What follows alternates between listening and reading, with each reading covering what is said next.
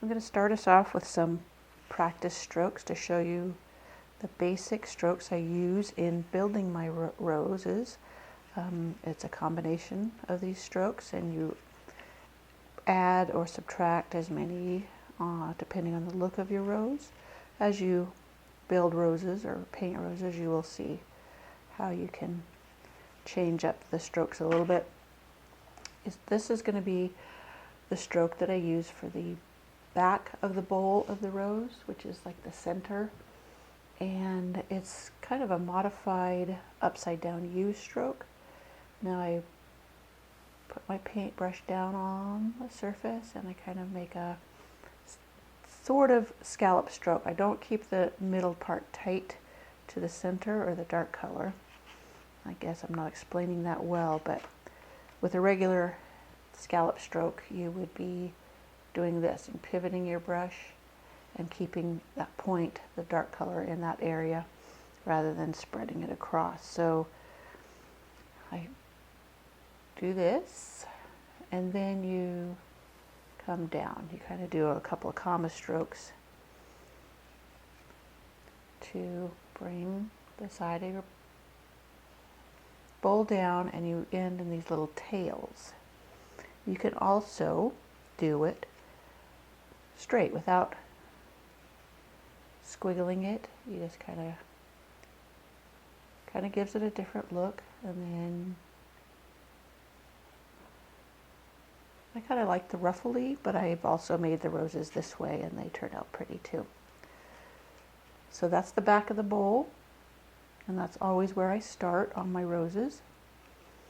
And then there is the front of the bowl, and that you kind of do the opposite of this. Kind of pull down, and what you're going to do is you're going to attach the tails. You're going to do this stroke and then come across and then attach to that tail, and that makes the bowl. I'm exaggerating this so you can see what I'm doing, but when I actually go to paint the rose, you'll see it better, how it really goes together. And then there's the arms, I call it armchair of a couch, but of the rose. Then I do a elongated scallop stroke with a tail, and that is the sides of the rose. You'll do a combination of these. Same here. I need to keep checking my camera, make sure I'm in the camera. Now when I'm going that way, it's a lot rougher because I'm not as comfortable or as smooth, but that makes it have its own style. No two are ever right because I can't, or no two are all the same because I just have to struggle with that sideways stroke. And so the bottom strokes or petals are just a scallop stroke. So these will go along the bottom. And then there's the tricky stroke that many people have a hard time with. And now I'll show you how you start on the chisel edge, you drag, pivot your brush, you see the light color going up. As you spread, press the brush down to spread the bristles, and then you come back up into a point there. So chisel edge, spread, come back up into a chisel. And that basically is the tricky stroke, and again you will see me do it on the actual design. You want me to see that again? You want me to do that again? Chisel, spread your brush, pivot the brush, and come up. And that's how you do the tricky stroke across the front. Now we'll go to the pattern and we will do the roses. I'll do 3. You will see that this kind of has a yellow blop there. Just totally ignore that. I had done one take, totally botched it, and now I have to redo it. So I kind of went over that with white. And this is my 3 roses, a cluster together, 2 overlap, or all 3 are kind of overlap. This is the back one. So I only do a portion of it because the other 2 roses overlap the bottom edge. I've already went in and done the leaves. So I'm loading my brush with Empire Gold, which is a Delta Ceramcoat color, and a sunny yellow, which is a folk art color. All brands have colors similar, so you go with whichever one you like. And there is online a chart that shows you which colors are the same or similar across the board. You can compare Delta, Deco Art, Americana, and Folk Art to each other, and they'll give you the names of those similar colors. Okay, now my brush is all loaded. I am going to do this back of the bowl like we showed in the demo at the beginning, and I'm going to do that stroke. I'm reloading every time I go away. Usually I'm reloading or rinsing, and then we're going to come down, make a tail.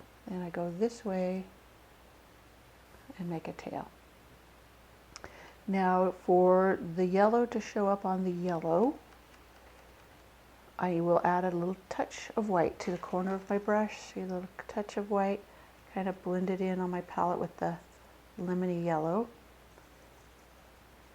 And it helps it to show against the other. And you kind of do the same stroke, except a little bit narrower or smaller in size. You have your tails, which you will attach when you make the front of the bowl. Now you can choose to leave the bowl wide open, or you can add another stroke in the center. If I was to leave it wide open, I would just put the gold in here and then do the front stroke. But I'm going to go ahead and do one more layer here. So it makes it a little bit narrower, so you just work in there. And since this will be the center of the bowl. So I add that little bit to fill in with the corner of my brush and the darker color. Now I'm reloading my brush, and I'm going to do the arms. Now I got this kind of wide out here, but that's okay. We're going to do the arms of this rose, and that is that scallop stroke I showed you in the demo. Scallop, elongated, or comma stroke. There. Now see, it goes over that. This is really, when I do it, going to go over here. So like I said, I'm not going to do the bottom scallop strokes. I'm just going to finish up the bowl and some of the side strokes. So now that I've got those arms on, I'll go ahead and finish the bowl. I can make a small bowl, finish this inner part, or I can leave it and have this second layer just come over and meet. And you see how I kind of grab those tails and I kind of squiggle it around, or you can come wide open, or you can even do two different strokes on there, which I'll show in another rose. That's why I wanted to do more than one rose, so you can see the different ways that you can actually do it. I'm getting, my brush is a little too full of paint.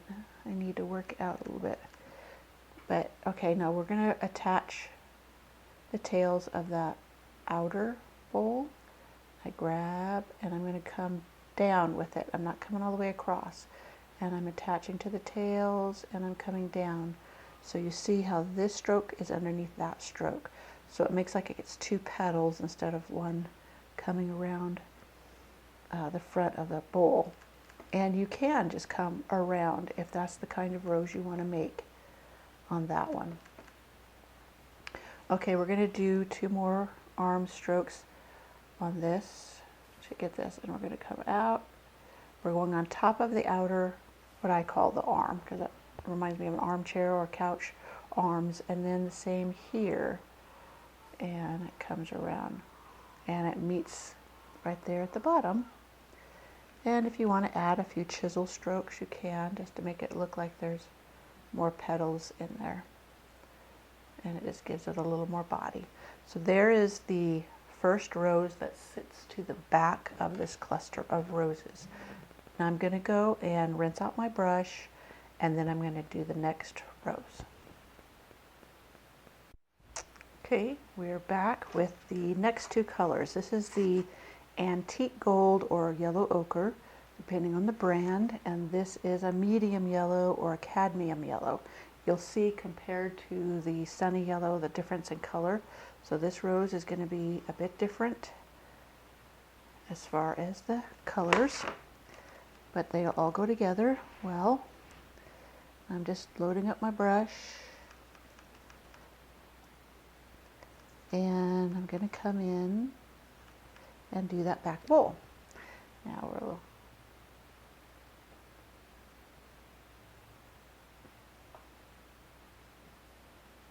those 2 strokes I showed you for the back bowl, and then I'll come in for the next layer of the bowl, reloading my brush.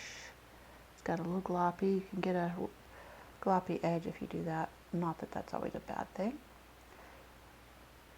And there's the second layer for the bowl. I will leave this bowl wider, so I will not do a 3rd layer, and I'll just with the corner of my brush fill in with the darker color, the yellow ochre or antique gold. So now I'm going to do the arms of the couch or armchair, which is out here, and I do the scallopy comma strokes. Bring it out there. Now on this one, there's room for another layer of the arms. So you see right down here, I'll start right here and do the same. And this one is going to go over that other rose. You'll see how it overlaps. This is where I would add the scallop strokes on the bottom. It's a little gloppy on there. I'll work it in. And that's kind of where I attach these, even though that other stroke rose is going to kind of go over them. So there's the bottom most petals of this rose. And then I come in and I want to finish the front of the bowl, and I'm going to attach to the tails of that, and I just come around.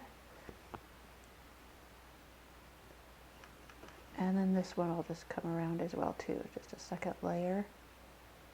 Now it's kind of blending in too much with the yellow ochre, or the yellow ochre is showing through too much. So to give it some spark or some definition, I'll add a little bit of white and then come around.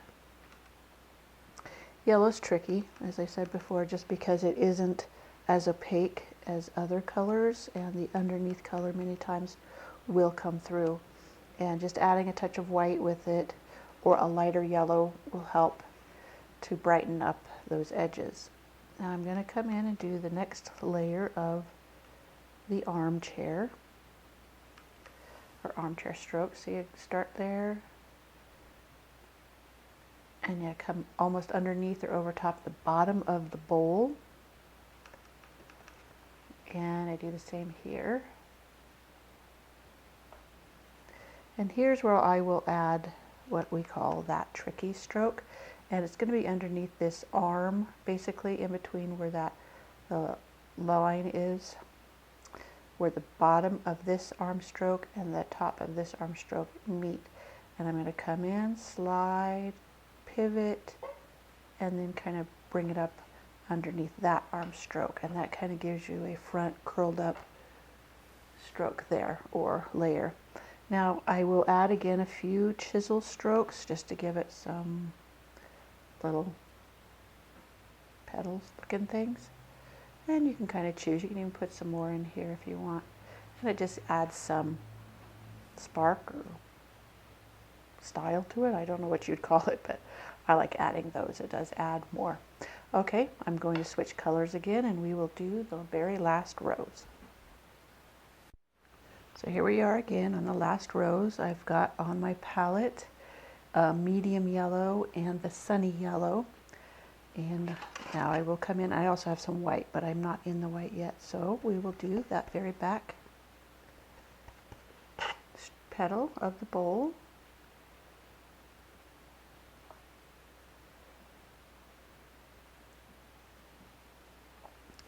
Now when I come back to do the second layer of the bowl, back of the bowl, I will add white to my brush so that it stands out against this.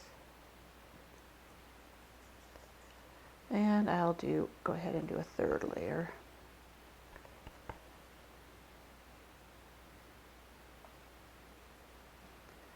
And I'll fill in the middle with the darker color. a little. And then I will do the armchair, arm of the chair, and the arm of the chair. Now we'll see how well this will cover over the darker colors, because this is the lighter yellow, which is a lot tougher to get to be seen. Let's see, we'll go over here, the last arm. And this one doesn't have a lot of space for an arm, but that's okay. Then we're going to add these bottom petals. So it's kind of a fat rose. We've finished the front of the bowl. If I want to add a little bit more spark, I can come back and do more white on there. Do the second layer, and I think I need white again. And you come and I'll chisel down to make it overlap these. This one overlap each other. If you notice, that white's not showing. Let me go exaggerate it. And then there's one more. If you want to make this a big, wide open rose, one more, and you can actually make that one go ahead and be just one big round roll. Now we add the second layer of the arms. You can go in over that. Like I said, no two roses and how you do them are going to be the same. Sometimes you will absolutely hate the outcome and need to go back over.